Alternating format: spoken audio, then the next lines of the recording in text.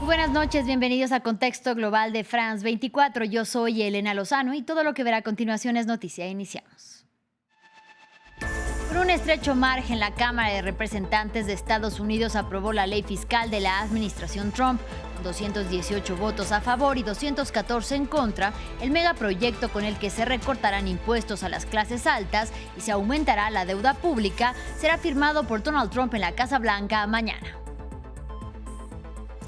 Donald Trump se declara insatisfecho tras su conversación telefónica con Vladimir Putin, quien mantuvo que no renunciará a sus objetivos en Ucrania.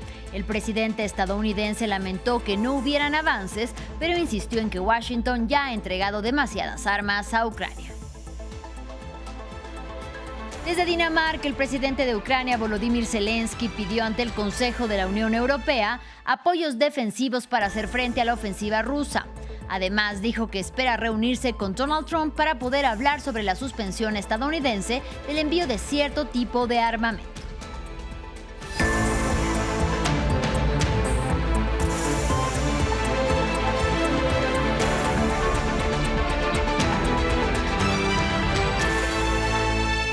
Iniciamos en Estados Unidos, nueva victoria para la administración Trump. Con un estrecho margen de 218 votos a favor y 214 en contra, la Cámara de Representantes aprobó la ley de gasto. Esta será firmada mañana por Donald Trump en una ceremonia en la Casa Blanca en la que ha invitado a todos los congresistas. El proyecto, que prevé bajadas de impuestos para las clases altas, también despojará a millones de estadounidenses vulnerables de las prestaciones alimentarias y su seguro médico. Ampliamos en el siguiente informe. The yeas are 218, the nays are 214. The motion is adopted. La Cámara de Representantes de Estados Unidos aprobó la ley fiscal llamada por Trump el Big Beautiful Bill, la gran y hermosa ley, y los defensores de los más vulnerables expresan su preocupación por la reducción de los programas de asistencia que contempla el texto, implementados para compensar sus recortes fiscales. Este banco de alimentos en San Francisco se verá afectado por el recorte de las prestaciones del Programa de Asistencia Nutricional Suplementaria, o SNAP. Este destripamiento del programa de alimentos afectará la herramienta más eficaz de Estados Unidos contra la pobreza, contra el hambre, y significará un aumento de las necesidades. Va a ser un tsunami de necesidad y los bancos de alimentos no están preparados. Los ciudadanos y algunos inmigrantes con ingresos inferiores al umbral de pobreza de $15,060 se benefician del programa que brinda alimentos a 42 millones de estadounidenses. El New York Times informa que la ley quitará ayuda a millones y reducirá las prestaciones recibidas por otros miles. Los defensores de la atención médica tampoco están contentos. La ley supone recortes en el programa nacional Medicaid, que da ayuda sanitaria a 72 millones de estadounidenses. Aunque los republicanos incluyeron un fondo para hospitales rurales, el presidente de esta asociación de hospitales en Alaska dice que no será suficiente. No se puede dar vueltas a esto como si fuera algo positivo. Ni siquiera el Fondo de Salud Rural puede ser defendido como algo grandioso porque es un intento de compensar un impacto que se impuso a sí mismo. Los hospitales rurales del país, muchos ya en riesgo de cierre, dependen en gran medida de las prestaciones de Medicaid, que puede cubrir gastos de los pacientes que no pueden pagar su atención médica. La reducción propuesta en la ley hará que estos hospitales asuman el déficit y, peor aún, hará que 12 millones de personas pierdan su cobertura sanitaria. Continuamos con la información del continente americano. Estalló un nuevo episodio de tensión diplomática entre Bogotá y Washington. Estados Unidos llamó de manera urgente a consultas a su encargado de negocios en Colombia después de acusar a funcionarios del gobierno de Gustavo Petro de emitir declaraciones infundadas. Esto ocurre días después de que el periódico El País publicara audios del ex canciller colombiano Álvaro Leiva hablando de derrocar a Petro con la ayuda de representantes republicanos. En respuesta, el mandatario colombiano convocó a su embajador en Washington. Maxime Pluvinet tiene todos los detalles. Crisis diplomática para Bogotá. En el más reciente capítulo de las tensiones entre Colombia y Estados Unidos, el Departamento de Estado retiró a su encargado de negocios interino de la embajada estadounidense en Colombia. Llamamos a nuestro encargado de negocios interino de Bogotá para consultas urgentes tras las declaraciones infundadas y reprobables de altos funcionarios del gobierno de Colombia. Nuestra nación está comprometida con la relación bilateral entre Estados Unidos y Colombia y con el pueblo colombiano. Seguiremos comprometidos con las prioridades compartidas, incluyendo la seguridad y la estabilidad. Sin que Rubio especifique a qué declaraciones infundadas de Bogotá se refería, esto ocurre días después de que el diario El País de España revelara que el ex canciller de Petro, Álvaro Leiva, contactó supuestamente a republicanos en Estados Unidos para derrocar a Gustavo Petro. Uno de ellos, el congresista Mario Díaz Balart, cercano a Marco Rubio, mientras que el presidente colombiano Gustavo Petro anunció retirar al embajador de su país en Washington para consultas. Petro contestó enumerando prioridades como la cooperación climática, los esfuerzos antinarcóticos y la política migratoria. La confrontación cae en el momento más delicado para la diplomacia colombiana. La hasta ahora canciller, Laura Sarabia, presentó este jueves su renuncia por divergencias con el presidente Gustavo Petro, relacionadas con la gestión de la emisión de los pasaportes, según medios locales. En los últimos días se han tomado decisiones que no comparto y que por coherencia personal y respeto institucional no puedo acompañar. No se trata de diferencias menores ni de quién tiene la razón. Se trata de un rumbo que con todo el afecto y respeto que le tengo ya no me es posible ejecutar. No se trata de las primeras tensiones entre Washington y Bogotá, desde el regreso de la administración Trump a la Casa Blanca. Marco Rubio había ya acusado al discurso izquierdista de Petro como responsable del atentado contra el precandidato Miguel Uribe Turbay sin fundamentos. Y en enero, Trump y Petro se enfrentaron por la negativa de Colombia a aceptar aviones militares que transportaban migrantes deportados, lo que llevó a Trump a amenazar con aranceles y sanciones. Vamos a Medio Oriente. En la Franja de Gaza, el ejército de Israel ha matado al menos 94 personas en las últimas 24 horas y entre ellas 45 que se dirigían a un punto de recolección de ayuda humanitaria, según informó la fuente del enclave citadas por la agencia AP. Este jueves, la relatora de la ONU, Francesca Albanese, acusó a Israel de ser responsable de uno de los genocidios más crueles de la historia. Mientras tanto, a esta hora Hamás está discutiendo con otros grupos palestinos el plan de cese el fuego de 60 días diseñado por Estados Unidos, según se informó en un comunicado la organización a través de Telegram.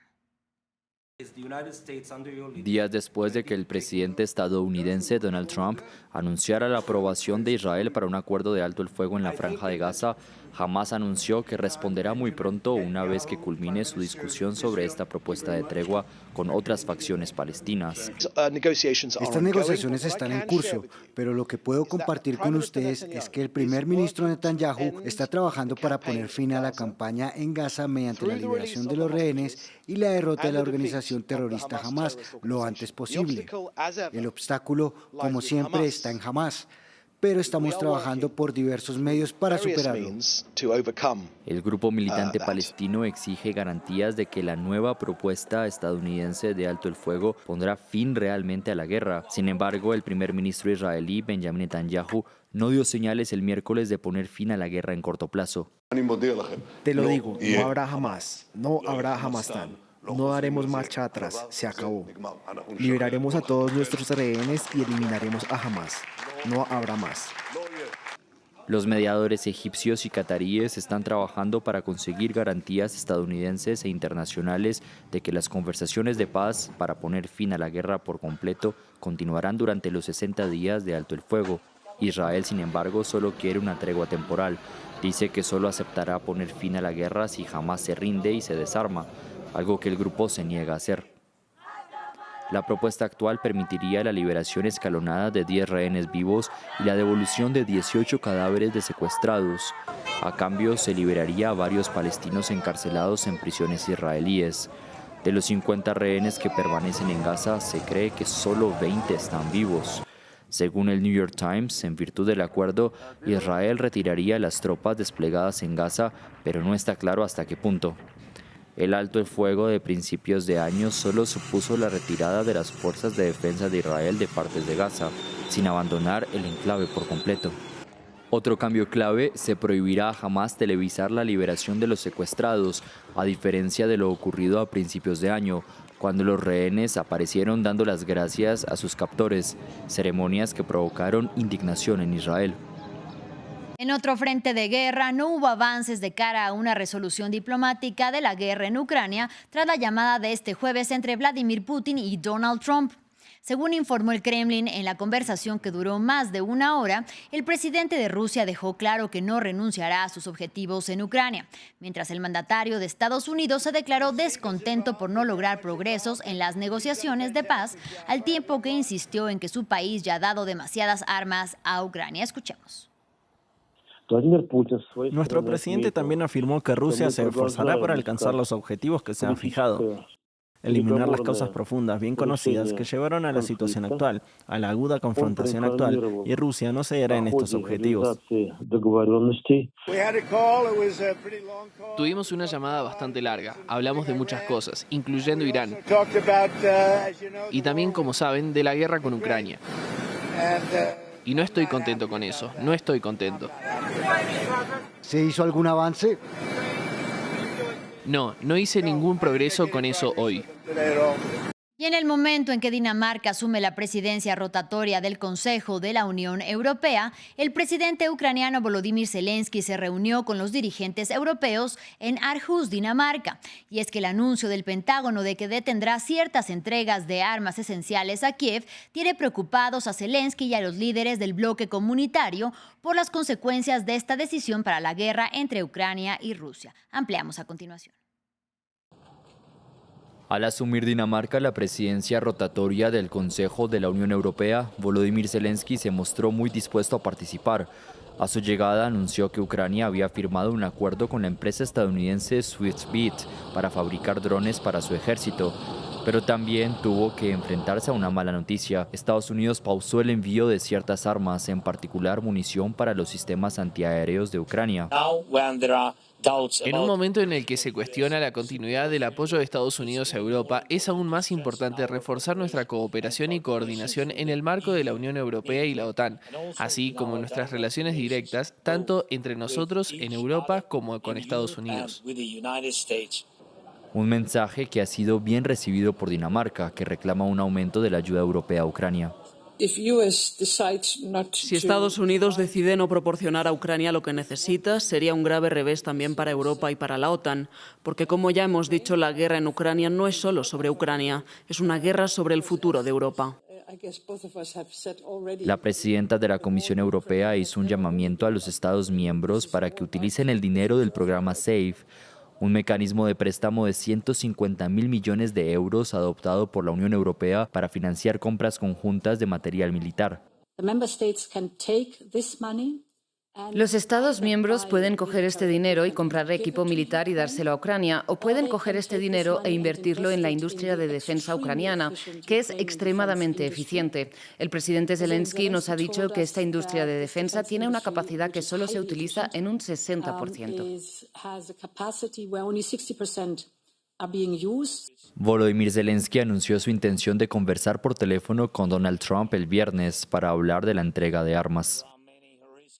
En otro orden de ideas, el boxeador Julio César Chávez Jr., hijo de la leyenda del boxeo mexicano con el mismo nombre, fue detenido en la ciudad de Los Ángeles por agentes migratorios de ICE. Según las autoridades estadounidenses, su detención se debió a que proporcionó información fraudulenta en su solicitud de residencia permanente en Estados Unidos que se le habría caducado hace más de un año. En México, recordemos, el pugil tiene una orden de arresto en su contra por presuntos vínculos con la delincuencia organizada. Así llegamos al final de este espacio informativo, pero si quieres saber más, mucho más, quédese aquí con nosotros en France 24. Hasta la próxima.